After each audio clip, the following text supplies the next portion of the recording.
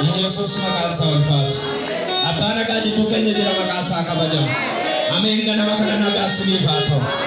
Nagaan inni hin dhumne nagaan inni yaa hin dhumne burqaan nagaa mana keessa naa seenu. Yesus Kiristoos bara baraan jiraataadha. Mee inni nu gargaare gooftaan kun haa galateeffamu ittuma caaburaa gooftaa kan galateessa.